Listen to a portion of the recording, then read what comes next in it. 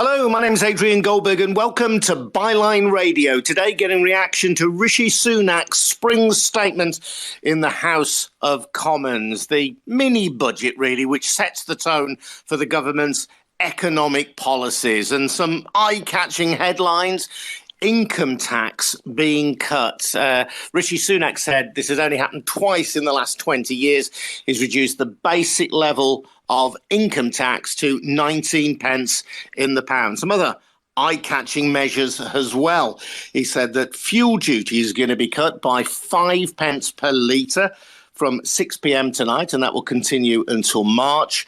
That home energy and home insulation will be zero rated on VAT, which he attributed that tax cut to being made possible because of Brexit, and also doubling the household support fund to £1 billion to help less well-off people meet their energy bills. So on the face of it, it is a giveaway budget, but straight away, in response, Labour, Rachel Reeves at the dispatch box asking questions, why didn't Rishi Sunak issue a windfall tax on the energy companies who have profited so hugely from the increase in oil prices over the last few months, not least because of the war in Ukraine. We're going to speak to Otto English, aka Andrew Scott from the Byline Times, and Jeevun Sandher. Jeevun is an economist at King's College London.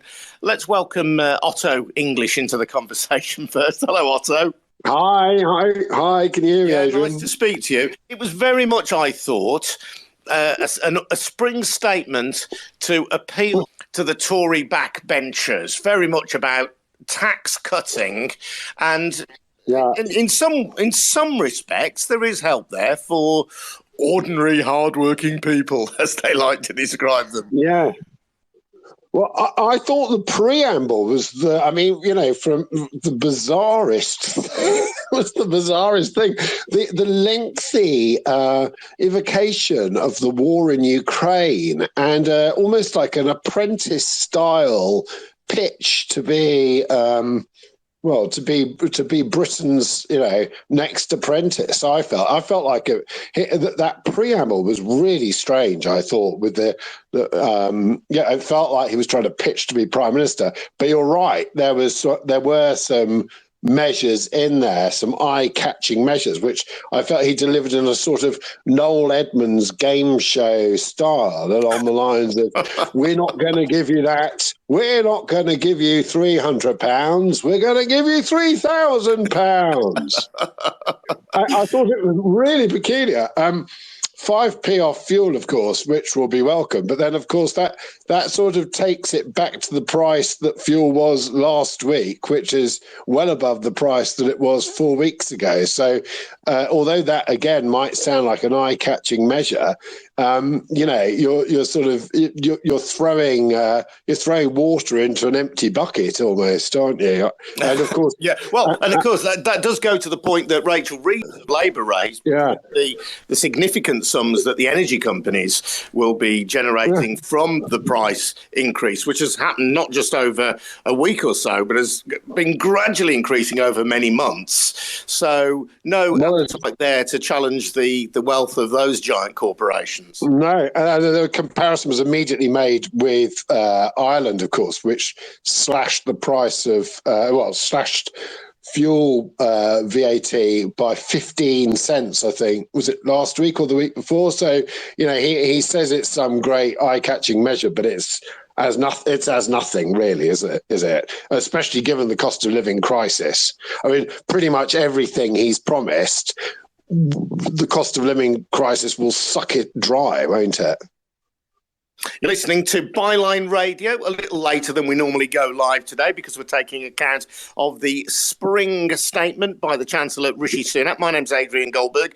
Otto English from the Byline Times is with us. We're going to speak in a moment to Jeevun Sandher as well, who is an economist at King's College London. Very keen to get your reaction too. If you're listening on a phone, you will be able to join in on the phone, you can tap the little microphone icon in the bottom left-hand corner of your screen and request access. Of course, this is in the context of what all parties acknowledge is a cost of living crisis. So I'm just keen to explore how this will impact you. Will the Chancellor's eye-catching tax reductions help make much difference in your rising energy bills, your rising heating and food bills as you go through your daily life? By all means, do get in touch. Let's bring in Jeevun Sandher. Jeevun, one thing that intrigued me was the claim, very much cheered on by the Tory backbenchers, that the reductions in VAT on home insulation, home energy saving devices such as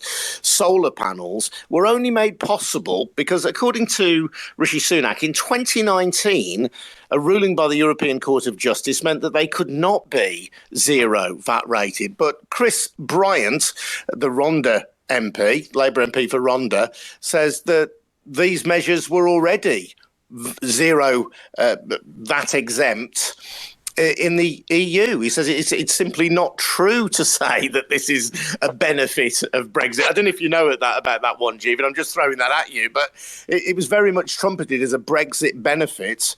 But Chris Bryant suggesting that, not for the first time perhaps, a Brexit benefit isn't all that it seems to be.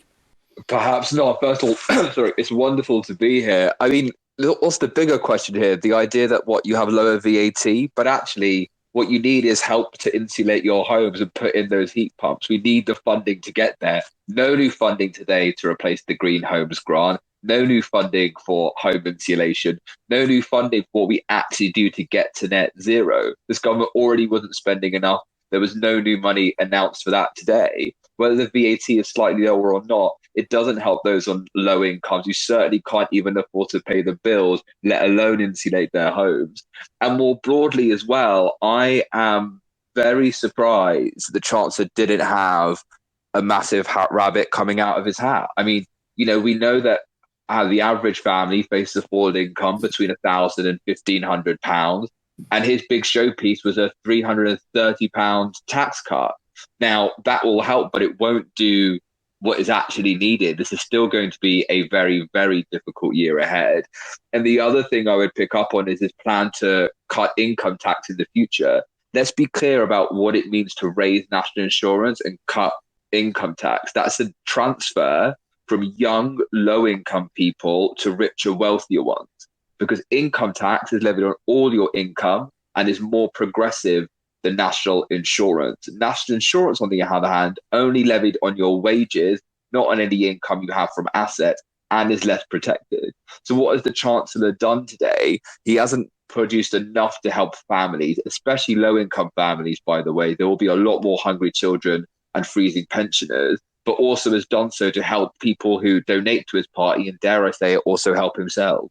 OK, well, just break that down for me, Jeevun, because on the face of it, if you watch the spring statement, you will have the Chancellor say that the threshold at which people pay national insurance is now equalised with the threshold at which people pay income tax. So both of those figures now are set at £12,750. So if you are a low earner, you won't be paying any income tax, or indeed if you're any kind of earner, you won't be paying any income tax or national insurance on the first nearly £13,000 of your income.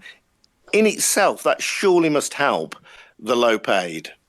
It certainly will. That measure alone will lead to a rise in incomes of, I think, £330 was the figure we got.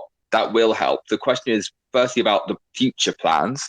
But on the other side of it as well, you do still have that tax increase of 1.25%. So that's exactly where it bites. But of course, there'll be a certain point at which when you earn enough, you're going to start to lose out until any future tax rate cut comes in. I'm guessing at around 30 grand, but I'll have to check that. That will certainly help in the short run, but also isn't kind of close to the scale that we need it to be.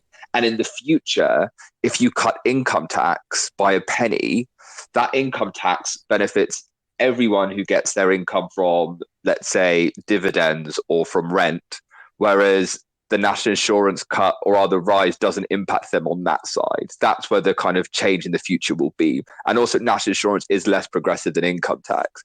And so this tax cut he's got planned for the future will help the wealthiest people in this country, will help older people as well. But national insurance paid by non-pensioners and working families will still be hit by that 1.25% rise that's still coming in, or actually more likely 2.5% rise because on the employer and the employee. Overall, and again, I'm not an economist, I was boasting to Otto that I got a grade B at GCSE in economics. He only got a C, by the way. I got a C. It remains the great miracle of my life that I got a C, actually. But anyway, carry on. I was going to say, Jeevun, listening to this, it did seem like, I mean, it was a budget which was geared towards headlines in Conservative supporting newspapers. It does allow the Conservatives to portray themselves as the party of low tax and the party of tax cuts. On what was presented in the Commons today, I was left with a big question. Well, how is this going to be paid for? In terms, I mean, the kind of the good news on the Treasury side, on the public finance side, is actually this year borrowing is about 20 billion lower than expected, and inflation actually kind of helps you to pay off your debt. More people are earning more in nominal but not real terms, and also tax revenue is slightly higher than we were expecting. Actually, on the side of how to pay for it, we're actually kind of in a very good position. The other thing to say is we're borrowing at the moment at less than 0% because inflation is high. And at the moment, we borrow about 1.5 or 1.8 when I looked this morning. So actually, it's more than affordable. And in the broader scheme of things, look, our debt to GDP ratio is over about 100%. I'm guessing 105, 110. I haven't seen the OBR's figures today. To put that into perspective, when you get a mortgage, your loan to income ratio is 3-1 or 300%, and you pay that down throughout your life cycle. The difference between yourself and a government is that unfortunately we're all going to die and have to pay off that debt, but governments don't. So governments can carry a lot more debt than we can, certainly higher than 300%. And actually, if you have what we have now, a once in 50-year crisis, the largest fall in incomes for 50 years, you should absolutely be borrowing the cash and helping families out. So the appeal to the backbenchers, the appeal to the right-wing papers of we are a tax-cutting party, we're a party that believes that the individual can spend their money more wisely than the government can, masks a kind of, I'm trying to put words into your mouth here perhaps, but kind of masks a lack of courage or a lack of belief in going the other way, in expanding public debt so that people are cushioned further from this unprecedented rise in the cost of living. I'd say actually more like a small and cynical politics that says, I will cater to my voters and those on low incomes be damned. There was nothing today on social security payments. We should be clear about what that means. Today, or this year rather, prices will rise by over 8% and probably higher than 10%, we're now thinking. Social security payments will only go up by 3%. Now, what does that mean? It means the most deprived people in this country, pensioners, the severely disabled and children, will suffer the most because they can't make up the difference between lower social security payments and higher prices. The Chancellor had almost nothing for them today. That 500 million is a sticking plaster. It doesn't get close to the 10 billion you needed to get to inflation. And more broadly, I think we discussed it a little bit earlier. The Chancellor opened up today talking about the strength of democracies. The truth is, what has weakened democracies across the developed world in the last 30 to 40 years is precisely the low spending ideology of the Chancellor. It's precisely when people don't have a stake in the economic system because their prosperity has been reduced, that they begin to turn away from democracy altogether. This Chancellor hasn't had, it would appear, an original idea in the last 30 or 40 years. Like, things have changed, and things have changed quite a lot. Yes, and the increase in £500 million that you were referencing was an additional £500 million, £500 million added into the Household Support Fund. This is money which is distributed by local authorities to needy individuals, to needy families, but that's on a more discretionary basis. And you're arguing that given the cost of living crisis that we're all going through at the moment, or at least those of us who are not billionaires, that you needed to uplift benefits by at least the rate of inflation for everybody, not just those who satisfy whatever criteria their local council lays down. Yeah, exactly that. And the amount that's there will just be nowhere near enough. So to get inflation, get social security payments, including pensions, by the way, up to inflation rates to 7 to 8% would have cost about 10 billion. So £500 million is just not going to do it. It's not going to do the job. And who's the least likely to get it? The most deprived, the most isolated. Like, there will be a lot more hungry children. There'll be a lot more freezing pensioners after today. Jeevun Sandher is with us here on Byline Radio. He's an economist at King's College London. If you've got a question to ask for him, I know Jeevun won't be here throughout our broadcast. So if you do want to ask him a question, by all means, ask it now. My name's Adrian Goldberg. You're listening to Byline Radio from the Byline Times. If you want to know what we are, well, we are free and fearless independent journalists, and you can get a fantastic monthly paper called the Byline Times. If you take out a subscription to that, you'll be supporting Byline Radio, which is what you're listening to now if you're live, or the Byline Times podcast, which is where we broadcast the catch-up of Byline Radio. So head over to our website, bylinetimes.com. That's where you'll find details of how to subscribe. That's at bylinetimes.com to support Byline Radio and get a fantastic paper in the Byline Times. Otto, I just wanted to reflect really on what Jeevun was saying in terms of Rishi Sunak's personal ambition here. You said that at the start he was trying to strike this broader note here and sounding, perhaps, in his own mind anyway, very prime ministerial. Yeah, it's deliberate, wasn't it? It was a very deliberate pitch for the job. I think he's been on a deliberate pitch for the job ever since he turned up at number 11, to be honest, with his Instagram-friendly personality and strutting poses. A lot of this does seem to be about Rishi Sunak rather than the British economy. I suppose all politicians act like that to some extent, but it seemed particularly brazen when he was talking about Ukraine. He was striking a very prime ministerial pose, wasn't he? And throwing the little pieces of meat about Brexit to the back benches, which might have all been to nothing anyway. I was also, when I was watching it, I got the impression that he was reducing income tax by a penny immediately, but I missed that. It was a case of jam today, wasn't it, or rather jam tomorrow. It was an aspiration over the next 3 years, not an actual drop. Or have I missed that? Well, Jeevun, can you clarify that for us? I confess, if it was a sleight of hand, I missed it. Maybe that's the nature of sleights of hand. I don't know. I took it when I was watching it, Jeevun, that it was an instant cut, or at least from this tax year. So the national insurance threshold is going up from, I think, immediately. So yeah, I think the next one. The national insurance threshold. But what about the cut in income tax down to 19p in the pound, the basic rate? That's a plan in the future, basically. Yeah, and that's an aspiration, but that was a sleight of hand, because it did feel like the rabbit he was pulling out of the hat at the end, but it was an aspiration over the next 2 to 3 years. So that's not a proper policy, really, is it? Well, no, I was rushing to come on air at that point, but he promised a rabbit. What, we got a gerbil, a guinea pig? or jam tomorrow. Yeah. Guys, this is fantastic, but I now have to head. I apologise. But look, I hope you have a wonderful time. It's great. It's great to speak to you. You too, buddy. That's been fantastic insight. Thank you so much for your time. That's Jeevun Sandher from King's College London. Fear not, though, Otto, the grade C and the grade B economics. We have another expert with us, Thank goodness. Robert Palmer from Tax Justice UK. Hello, Robert. Welcome along. Hi. How are you? Hi, Robert. Yeah.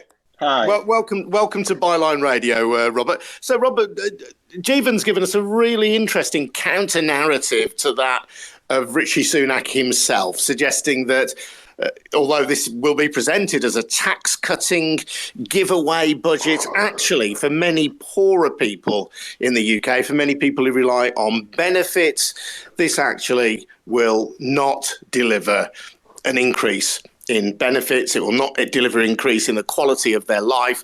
He said, and I quote, "There will be many more hungry children as a result of this budget." Is that how you see it? It's exactly how I see it. What we've had today is Rishi Sunak cutting taxes on really kind of like middle earners. You know, if you're a really low earner, the cut in rates on the thresholds and the NICs won't really affect you. And then in terms of extra support, given the cost of living crisis, it's very paltry amount of money. He announced another £500 million to be split across councils across the country. You know, this is a really small amount of money. And the context is today, the official government forecasters said that people are facing the biggest fall in living standards since the 1950s. So that's almost 70 years, the biggest fall in living standards. And what we've got is some tax cuts for middle earners, some of which aren't going to come into place for 2 years' time, and very, very little extra support for those who are suffering. A bit of money for drivers. But really, it feels as though Rishi Sunak has been missing in action today.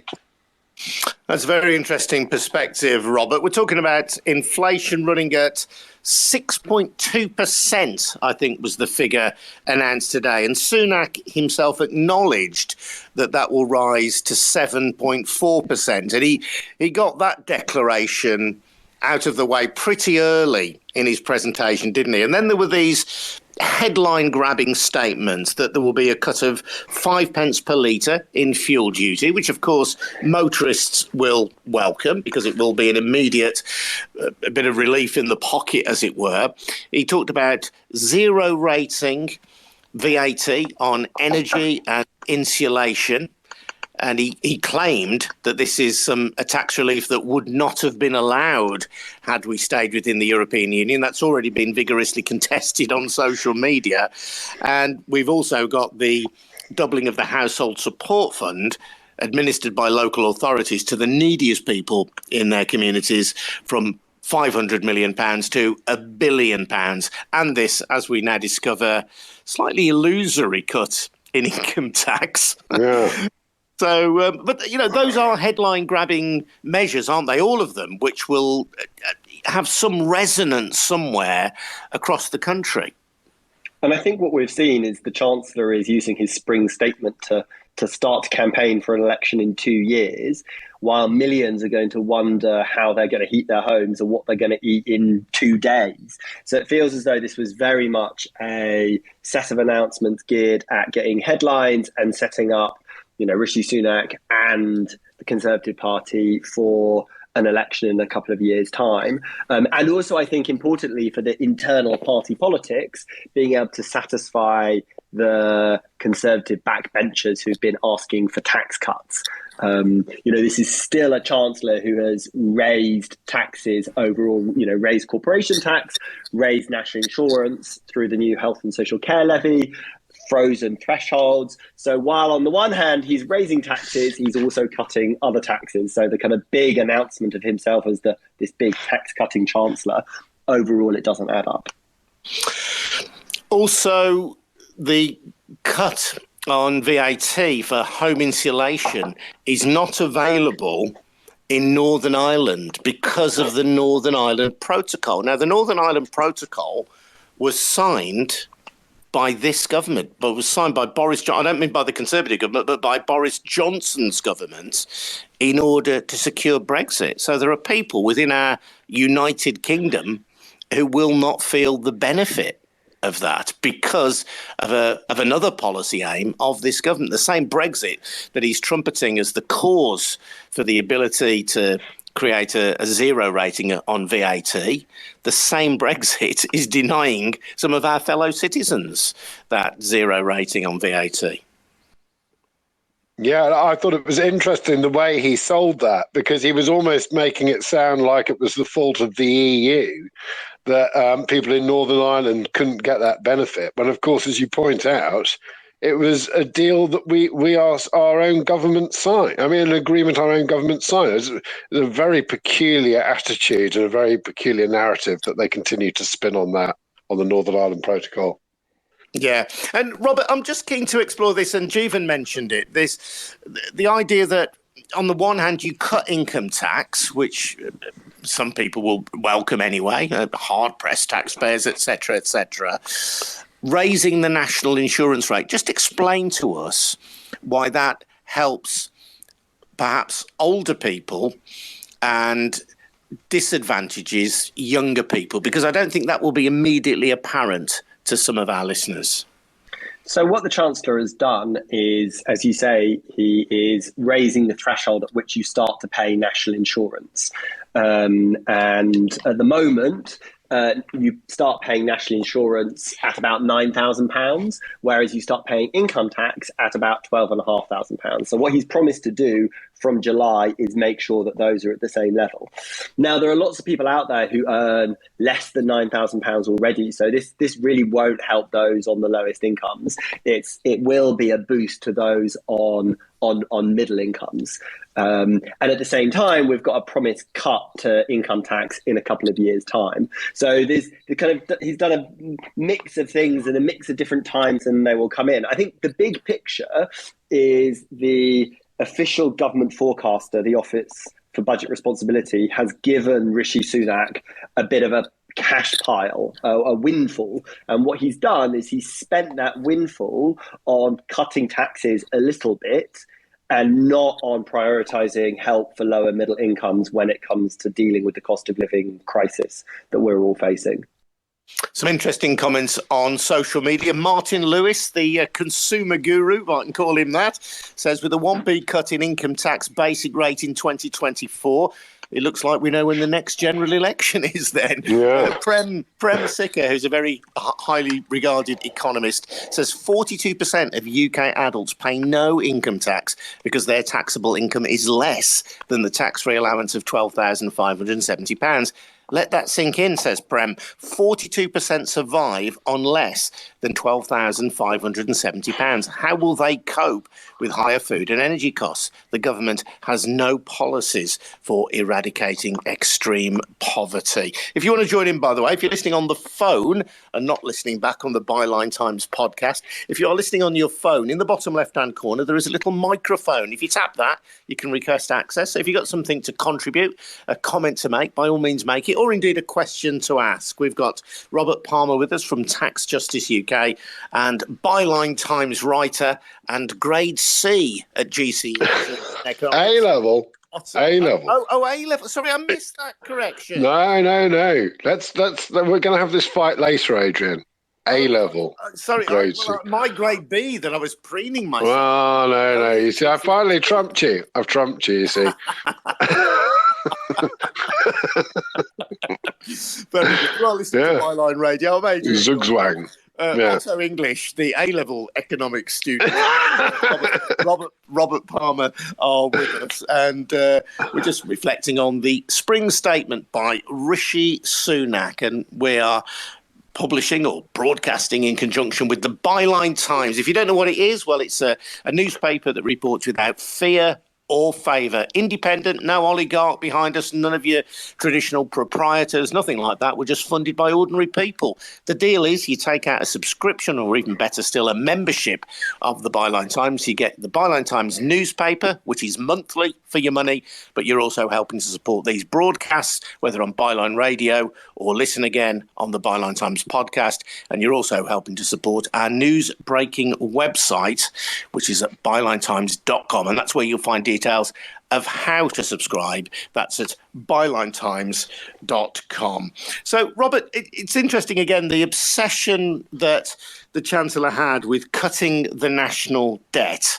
And he said, I think the current national debt is 83% of GDP. I stand to be corrected on that. And he wants to reduce that to 79%, if my notes are correct. Why is that such a big deal? Because on the face of it, we're talking about 4 percentage points. What does that matter? Well, I mean, that is a very good question, because when it comes to the government debt, what really matters is how much it costs the government to pay the interest rate on that debt. And at the moment, the government is paying some of the lowest rates on the government debt that it's ever paid. People desperately want to borrow money from the government because they see it as a good investment. So the government does have more space to borrow and to borrow to invest. And, one of the things I think the cost of living crisis and the war in Ukraine has shown is how much we need to rethink our energy systems to make it more sustainable, both when thinking about dealing with the climate crisis, but also to make sure we are not dependent on oil and gas from Russia or from other countries. So I think, this very almost obsessive focus on the exact amount of the national debt is a bit of a distraction. There's a lot of economic consensus that actually the government has more space to invest. I mean, it's interesting, when Rishi Sunak was given more money to invest by the Office for Budget Responsibility, he's invested that in tax cuts rather than on spending to help people with the cost of living crisis or to help with getting our economy and getting our energy systems in a better place. I think Rishi Sunak quoted a figure of £83 billion as the amount that we pay in debt interest each year. So, I mean, that is real money that is going out of the economy. He said more borrowing is not cost or risk-free. So I suppose the prudent economists said, look, we can't just borrow ad infinitum. Well, I mean, the government is different from an individual household. The UK government can print money, and actually over the last 2 years with the pandemic, the government has printed an awful lot of money. And it was able to do that. So there's a lot of scope for the government to be able to pump more money in to support households and to support us dealing with the various crises that this country is facing. The Chancellor has used the extra money available to him to cut taxes rather than to invest in supporting people or invest in getting our economy to the place it needs to be. He does say as well that he expects public finances to worsen. So this tax cutting is within this context. He says that the war in Ukraine hasn't yet been factored in by the Office of Budget Responsibility. So he's trying to create a little bit more room, I suppose, for the debt burden to get bigger. Exactly. Hello, Robert, you there? Yeah. Oh, yes. Yeah. And great. I mean, we don't know what the future holds, and the last 2 years have been who would have predicted them. And so, the Chancellor does want to keep a bit of a war chest, and I imagine he also wants to keep a war chest for potentially further tax cuts in advance of an election. I mean, just on the tax cuts, I think it's worth saying that what he's done for individual taxes is he has increased national insurance and decreased income tax. And income tax is more progressive.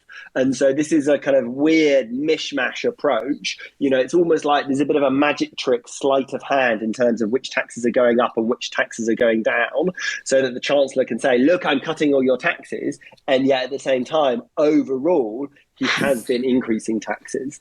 But that distinction as well, Robert, and this, if people are tuning in now, just probably worth mining into that a little bit more. Jeevun raised this earlier, but if you are, let's say, living on what's often described as unearned income, if you're living on share dividends, for example, or rental income from a property that you own, that will be classed as income. You may not work in the conventional sense, but that will be income coming to you that you have to declare. So those people, the people I've described, the shareholders, the people with rental properties, will more likely be older people, more likely be middle-class people.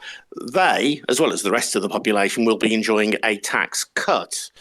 And that's the bit where people who believe in progressive taxation feel that this is an inequitable change. Exactly. And so, there's lots that the Chancellor could have done. For example, a windfall tax on the soaring profits of the energy giants, or looking at the ways, as you just talked about, how wealthy people and people who have their income from wealth tend to pay lower rates of tax. So, the government and the Chancellor has political options about where to invest. I mean, I think, the last thing perhaps I'll say before I have to head off is just to zoom out. I think the important thing is, overall, the big picture is the Chancellor had some money to spend. He did not spend it on supporting people who are really struggling with the cost of living. Instead, he supported it on some tax cuts, some of which are promised in the future for people on more middle incomes. And I think that's the big takeaway that I'd like to leave you with. Robert, thank you very much indeed. Robert Palmer from Tax Justice UK. If you do want to join in, now is the moment. As I say, if you're listening on the phone, listening live, there is a microphone icon in the bottom left of your screen. Do join in. If you don't, we're going to wrap up the conversation.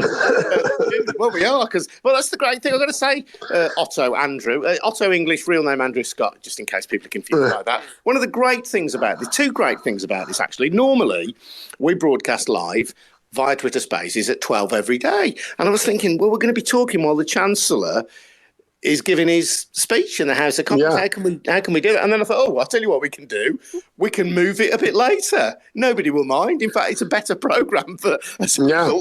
So we were able to do that. But the other great thing is that kind of when we've said it, and we've had two really insightful contributions from Jeevun and from Robert, if we've said all we've had to say, that's fine. We can all go home. Yeah, I thought they had to, and what they had to say was fascinating, wasn't it? I mean, really insightful analysis there from both of them. Yeah. Well, I mean, I have to say, at a level that you'd struggle to find in what we might sometimes call mainstream media, quite honestly. True. But yeah, I mean, and I think there has been talk within the government of some kind of tension between Boris Johnson, because we know that Johnson, in some respects, although he's kind of become very ideological over Brexit, for example, really his obsession is with power, getting power, keeping power, and he'll appeal to a kind of very nationalist base in order to do that. And he will also, as we saw during COVID, he will spend money, if spend other people's money, of course, taxpayers' money, if he thinks that will help to boost his popularity. So he isn't necessarily an economically dry conservative, an ideologically dry conservative. Rishi Sunak is. I mean, Sunak, by instinct, is a dry conservative. And, he went, in fairness, as the need arose during COVID, he went against that instinct. We can argue about whether the amount of money were large enough and whether the packages, there were people who fell through the cracks of the incentive system if you were off work, for example. And there was also the massive COVID rip-off. Yeah, but I, apart from anything else, I don't think he really had any option. Did he? I mean, it was an unprecedented event. And what happened here was little different to what happened in other advanced Western democracies. I mean, the alternative to doing what he did would have been to do nothing. And that would have spelled disaster on the economy and on millions of voters' lives, so rendering them probably unelectable. So well, yeah, Otto, I was just trying to be fair here. I was trying to give the guy. I know, you're too kind, Adrian. You're too kind. I mean, yes, they had to do something, and that's what they did. I mean, it was a wartime footing, essentially, wasn't it? Yeah. They had to rejig the economy but what they did was little. I mean, I think on these islands, we have often an island mentality in which we don't see that what we're doing is what everybody else is doing. It's that sort of exceptionist spirit bleeds through into all of us. Yeah. Sorry. Anyway, carry on. No. You're right. He couldn't do nothing, but I suppose he for whatever reason, he nevertheless did it. So at least he rose to the occasion, did what he had to do. But it was, whereas my point was that for Johnson, it's a bit of a shrug of the shoulders. Okay, that's what we've got to do. Whereas for Sunak, you get the sense that he really would go against the grain. And he made, again, one of these big grandstanding statements at the start of his statement today when he talked about, we are the party of public service, the NHS is safe in our hands, all those lines. By the way, we want to cut taxes, and we think that it's all they ever. it's all they ever want to do. Can spend your money better than we can. Which one are you then? But also the debt, that enormous debt that has built up. When Cameron came in 2010, that was his asserted aim, wasn't it? It was to cut the deficit and all of those things. That they've been in control of the economy now for 12 years. They've been at the wheel of this country for 12 years, and yet they seem to act ever more like sort of startled rabbits who are going, oh dear, look, we've got this enormous debt. I mean, who can they blame now? They can't blame Labour because they've been in office for 12 years. They can no longer blame the EU or migrants. I mean, it's on their clock. It's on their watch, isn't it? He addressed an issue which I think is very important, actually, and perhaps underrated in all of this, which is about Britain's lack of productivity as a nation. He compared us unfavourably to Germany and France in that regard, the lack of capital investment in British business. I thought it was significant that the changes that is going to eventually bring about in those areas were not now. Again, you go back to this legacy of 12 years. And okay, he hasn't been Chancellor for 12 years, but you've got these really deep structural problems with the British economy. Another one being the lack of skills as well, which goes back to education and failures in education. And again, I'm not making a party political point here. Weakness in British education, in state education, goes back decades. But the number of people leaving school without basic qualifications is shocking in this country. So he kind of acknowledged all that. We need to increase our skills base. We need better investment. We need to improve productivity. Yeah. Come on then, Rishi. So, again, what have they been doing for the last 12 years? I know there is that argument, the administrations have changed and shifted, whatever. This country has also spent 6 years pretty much pointlessly fighting the Brexit civil war. The time wasted in good governance that has been expended on that ridiculous exercise in hubris is mind-boggling. I was thinking about it again today, how historians will, if there is any history in it left, how historians will look back on this nation's navel-gazing and act of self-sabotage for decades and decades to come, and wonder what on earth everybody was thinking. That we have expended so much time, energy, and self-destruction on Brexit. It's mind-boggling, and I hate actually even returning to the subject because it winds me up so much. But the government is constantly the pyromaniac playing the fire brigade. They start the fire, now we're going to put out the fire. They start the fire, now we're going to put out. I remember when I was a child in our village, there was a scout hut, and I often refer to it actually on Twitter, but sort of in a roundabout way. There was a local scout hut which a group of kids, set fire. There was nothing to do in an Essex village. I don't really blame them, and the scout unit was crap anyway. But anyway, they set fire to the scout hut, and then the very children who did it alerted everybody to the fire. And that, to me, is the Conservative Party. More comments on Twitter in relation to the spring statement. Caroline Lucas, the Green MP, saying making those on lowest incomes pay so much for cost of living isn't just a crisis, it's a scandal and a political choice. The Chancellor could have introduced a windfall tax on obscene energy company profits and used it for real support and to households, but chose not to.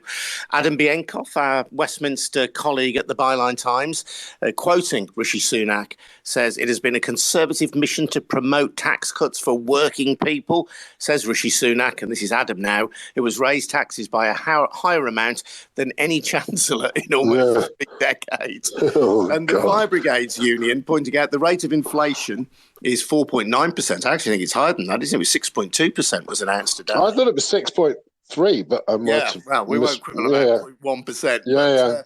Anyway, they point out the firefighters' last pay award was 1.5%. Growth of the amount in the ultra-wealthy since the pandemic began, 11%. It's clear where Sunak needs to look if he really wants to sort the cost of living crisis. So clearly not going down as well with, people on Twitter anyway, critics on Twitter, as it did too with his Tory backbenches. But I'm sure that this is a budget that will get applause amongst the right-wing press. I'm sure that The Sun, the Daily Mail, already headlines. I did see Harry Cole making... Fuel duty and all that. I saw Harry Cole of The Sun in passing making what looked to me like critical comments, but I'm not sure. Harry Cole of the Sun suggesting that 1 penny tax cut was pretty pointless. Was a pretty pointless announcement. But yes, I think you're right. He's going for the sort of populist Middle England vote, isn't it? Well, I'll tell you what, I'm just looking at the online editions now. The Sun, spring boost. Rishi Sunak slashes fuel duty by 5p per litre and gives major boost to low-income workers in spring statement. So you kind of know, I'm not saying won't be some. They're not saying there won't be some critical comments somewhere buried on page 2 where no one reads it. Yeah. But I mean, the question is clarifications. The question is, are the British people this stupid? Because I mean, the cost of fuel and the 5p off. Who genuinely who fuels their car at the pumps is going to think, following the enormous price rises at petrol stations, that is going to be some sort of great boost to their personal finances. Anyway, although Otto, maybe from when I fill up my car, filling up my car used to cost me, until quite recently, about 60 quid. And the last time I filled it up, and in the space of about 3 months, it's gone up to about 85 quid. I've got quite a big tank, in fairness. But I do notice that. And obviously, it's not going to go back to 60 quid on account of this. I've got a great tip for you there. Just always put £30 in it and you'll never notice. Well, I will when I run out of fuel. That's what I do. Don't drive so far. Just keep putting 30 quid in. You'll never notice the difference, Adrian. just to maintain the theme of the right-wing papers supporting the budget and not really offering the kind of insight we've heard from Jeevun and Robert here. The Daily Mail, it's a very long headline, this actually, would never have passed muster as a newspaper headline, but I'll give it to you anyway. Rishi splashes the cash to ease cost of living. Sunak unveils £6 billion national insurance cut, slashes fuel duty by 5p, and says basic tax rate will drop by from 20p to 19p by 2024, but admits poorest will still be hit amid Russia standoff. So interesting, even though there's kind of the negative thing that the poorest will be hit, which they do acknowledge, is kind of contextualised by what's going on in Russia, rather than, say, as Caroline Lucas would have it, a political decision. Yes. Yeah. I mean, that was his long preamble about Russia and Ukraine was clearly designed to do that, wasn't it? It was to offset the blame on Putin and Russia. Where, to some extent, there is some truth in that, because, of course, that has created a lack of stability and it has created a crisis and it has fueled the problems that pre-existed. But you can't just blame Russia and Ukraine for these problems. Were you trying to smuggle in a cheeky pun there? No. No. I didn't try. I did. The Mail, by the way, it's weird with the strapline underneath, because there was that really long-winded strapline that I read to you. You scroll down the page. There's the headline. Rishi's £15 billion giveaway. So, it is being very much portrayed as basically, Rishi Sunak could have written the headlines for him. Far be it from me to suggest that he actually did. It is the sort of thing that the right-wing tabloids are absolutely lapping up. Yeah. Was ever thus, Adrian. Yeah. Listen, thanks, Otto. I'm going to close now, unless anybody's got something. All right. Don't worry if you haven't, though. It's fine. We don't need to wrap it on by any. No. It's... I wasn't talking to you then. The listeners, you fool. Oh, sorry. I was going to have a cup of coffee. Oh, all right, then. Lord. Anyway, listen. Anyway, it's been great speaking to you. And I'll get you back to. Next time, we'll just dispense with the expert. We'll just have half an hour of knockabout, I reckon. Yeah, we'll do some sort of light comedy, and I'll sing some songs. Otto English, Andrew Scott, thank you very much indeed. It's been great fun. And thanks also to our earlier contributors, Jeevun Sandher from King's College London and Robert Palmer from Tax Justice UK. And thank you to you for listening as well. You may be listening live here on Byline Radio, or you might be listening on Catch Up on the Byline Times podcast. We are here most weekdays at noon, but we do vary a little bit, like we did today, to maybe meet the news of the spring statements. But we'll be here most weekdays anyway at around 12 o'clock. So thanks very much indeed for listening live or for listening on Catch Up via the Byline Times podcast. And please head over to bylinetimes.com if you can, and take out a subscription or a membership to the Byline Times, which helps support our work here on Byline Radio and the Byline Times podcast. And just to say as well, thank you to Harvey White, who does some fantastic work getting the podcast to air. If you want to drop me an email, it's goldbergradio@gmail.com, or you can direct message me on Twitter @Byline Radio. We'll see you again tomorrow at noon. Thanks for listening. Ta-da!